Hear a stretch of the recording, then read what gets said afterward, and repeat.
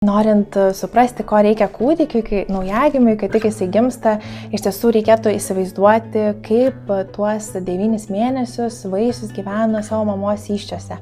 Dėl to ne veltui tie pirmieji 3 kūdikio mėnesiai gyvenimo yra dar vadinami 4. trimestru, nes žinom, kad yra 1., 2. ir 3. nėštumo trimestrai, tai tas 4. yra jau vaikeliui gimus, bet jis iš tikrųjų yra labai trapus, nes jo metu kūdikis jisai mokosi gyventi tame pasaulyje, kuris jam yra labai naujas ir nepažinus iki to. Tai iš tiesų, kai mes galvojam, kaip nuraminti kūdikėlį, kodėl jis taip daug verkia, ar ne, kodėl jisai kažkoks irzlus, nelaimingas, tai iš tiesų reikėtų pagalvoti, kaip labiau tą aplinką priartinti prie tos, kuri ir buvo tos 9 mėnesius. Dėl to yra labai svarbus ir apšvietimas, nes visą laiką gimdoje mamos buvo tamsu, tai dėl to reikėtų vengti labai tokio šviesaus, ryškaus apšvietimo namuose, stengtis, kad būtų šiek tiek pritemdyti kambariai, nebūtų daug kažkokios dirbtinės šviesos šaltinių. Kitas dalykas labai svarbus, kad kūdikis visada buvo nuogas, tai dėl to kiekvienas drabužis, kurį mes uždedam, jeigu ypač jis yra nelabai patogus, kažkur veržiantis, spaudžiantis, daug detalių turintis, jisai gali kelti didelį diskomfortą. Dėl to reiktų stengtis, kad drabužėliai būtų patogus, natūralaus pluošto, turintis kuo mažiau papildomų detalių, papuošimų, tiesiog, kad jie būtų kuo laisvesni, patogesni. Kitas dalykas, kad vaikutis, kadangi visada buvo nuogas, tai drabužiai jam gali kelti tokį, diskomfortą ir nesupranta iš pradžių vaikutis, kas čia yra.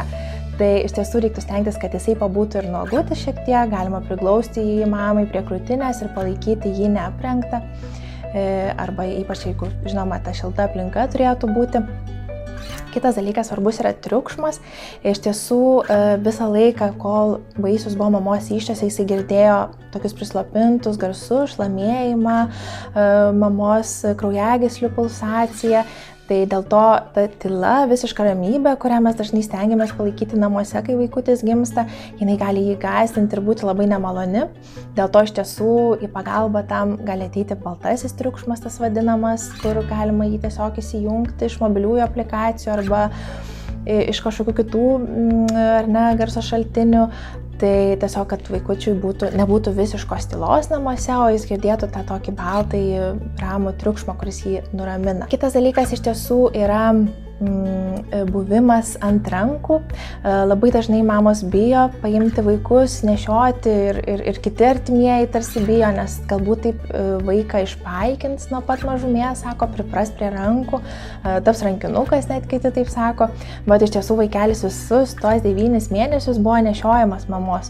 Tai tas paguldymas jo atskirai gali irgi būti labai gąsdinantis. Dėl to tikrai reiktų nebijoti, nes vaikai nepripranta prie nešiojimo, jie tiesiog jau gimsta įpratę būti nešiojami. Tai tiesiog to pereinamuoju laiku reiktų stengtis kuo daugiau to fizinio kontakto užtikrinti su kūdikiu. Tas iš tikrųjų skatina ir pieno išsiskyrimą ir labai yra aktualu žindančioms mamoms, kad tas žindymas pats procesas visas įsivažiuotų. Tai iš tiesų yra svarbu pakankamai laiko praleisti kartu su kūdikiu, jį laikant, glostant, nešiojant. Tas iš tiesų nuramina ir netgi prieraišumą didina mamos prie vaikelio ar tėčio, irgi labai svarbu prie vaikelio. Tas yra labai, labai svarbu.